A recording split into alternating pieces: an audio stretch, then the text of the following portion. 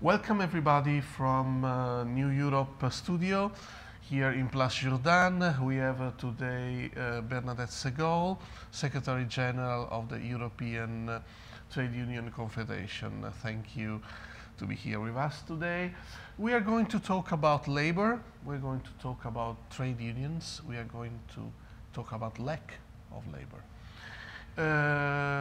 How Europe can actually act to help young people here. We see a lot of dramatic situation, especially in southern countries. How can Europe concretely help also in the short term?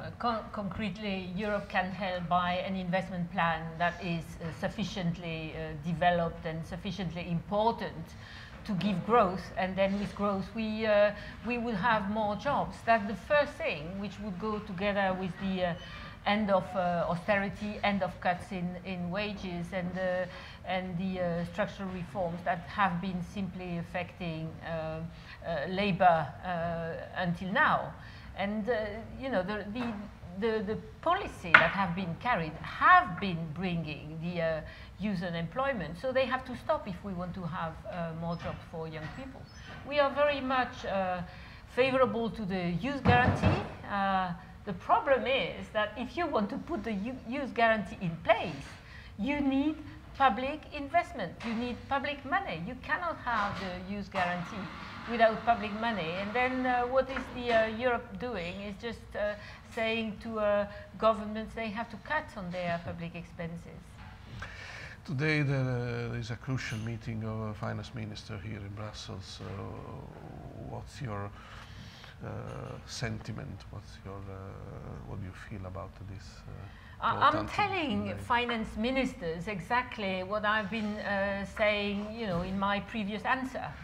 You have to go for a substantial investment plan. You cannot disappoint citizens and workers, and so you've got to put it in place. And we are very worried because we don't see it coming. I mean, we have heard about these 315 billion euros, but where are they? And it's virtual. who is going to be able to use it? Is it going to be a good return for the financial markets, or is it going to be an investment for people? They have to deliver on the investment plan if they want to be credible. And my second message would be, I would say, linked to what we see happening in Greece. You have to change policy if you want to build the bridge with people. And I think that's a very strong message we have to bring to them. So for the moment, if I can ask you, you are not completely satisfied about the answers. It's there's a lot of uncertainty, not concrete. No, we are not. We are certainly not completely satisfied. We are not satisfied. Full stop. We think that focusing on investment is a good thing, but we think that this investment plan is small, and even that we don't see it coming. So. No, we are far from being satisfied, also because the Commission says, okay, we have to invest, but at the same time, the Commission is saying, oh, we also have to do the structural reform and labor market reform, which means for them, lowering wages. So you can't do both at the same time.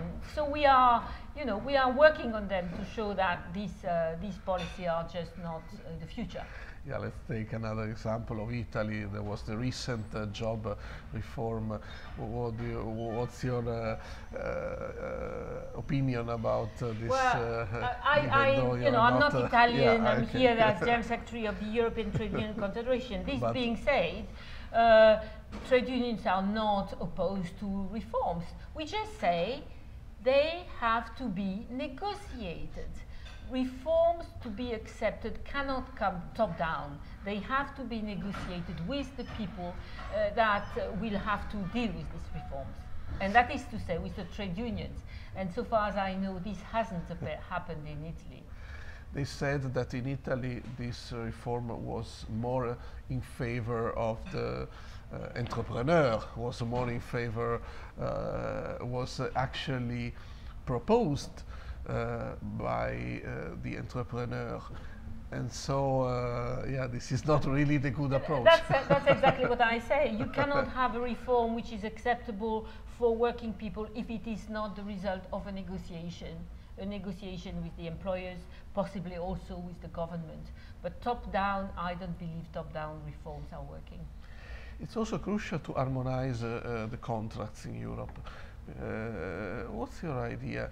Because we have a big problem now. We see that there are some multinationals, they go to more favorable countries to have a fiscal regime, and they go also to some countries where they have a favorable situation. Well, first of all, I would say that harmonizing employment contract is going to be extremely difficult because there is no treaty basis for that. But beyond this legal problem, important legal problem, we don't want an harmonization downwards. You know, the risk is that we would have a typical European employment contract, but which would be very loose and where countries and people would lose. So I think for the moment it would be a very dangerous approach, because the harmonization that we could possibly get would be downwards, and I don't want that.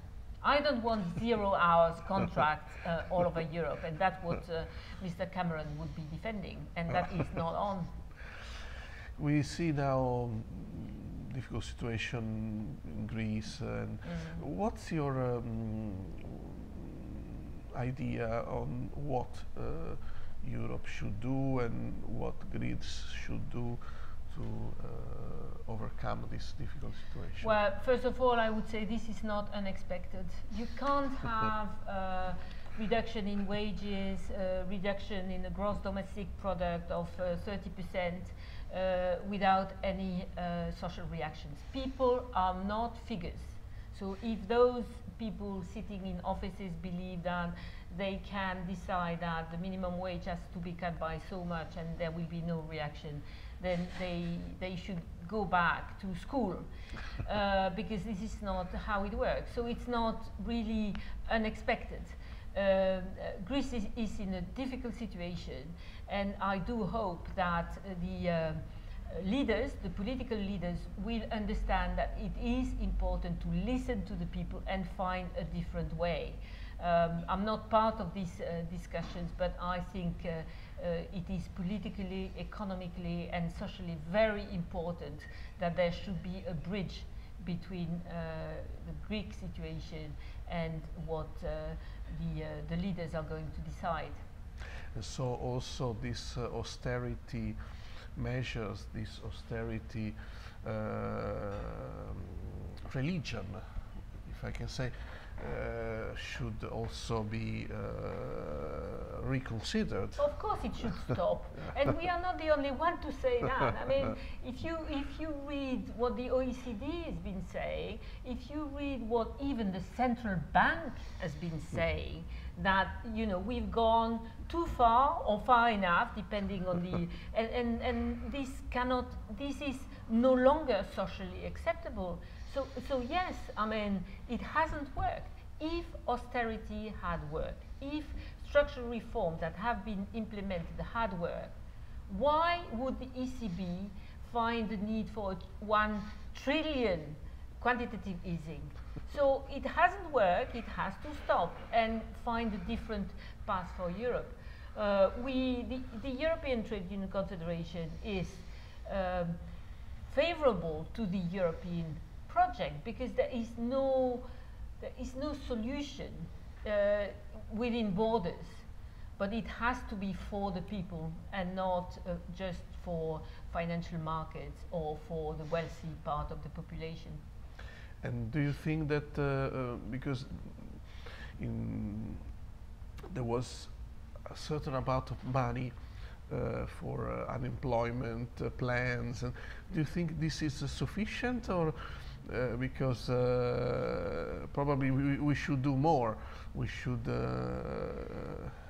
as Europe, give more money for on the unemployment, yes, Europe should do more. But the first thing to be done is to stop the austerity measure and to go for an investment plan.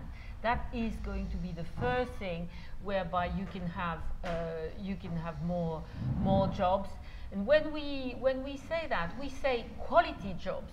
And what we mean by that is that the future is not in the zero-hour contract. The future is not in the contract which is making working poor. The future is in people who can make a living out of their salary, out of the money they get at the end of the month, and that the people can contribute to growth. If you earn 400 euros, you are not going to increase the demand, you are not going to contribute to growth, to innovation, to competitiveness. It's foolish to think that you will. Okay, last question. What's in your agenda in the next months? Do you have some initiatives? Do you have some ideas that you're working on in the next month? Well, the European Trade Union Confederation is in the process of going to its Congress, and that it means we have very solid discussion on what is the solution for Europe. And we do hope that in the next few months we will be able to put that message even more clearly by actions, by European actions, as far as possible, of course. But it is a very sensitive period because instead of putting people together, these policies are setting people apart, and the ETUC is very proud that to be an organization that is gathering North, South, East and West for the same messages, investment and stop to austerity. Thank you very much for your comments. It was really nice. We all hope that in the next months we will have a better vision of the Juncker plan and a change of direction.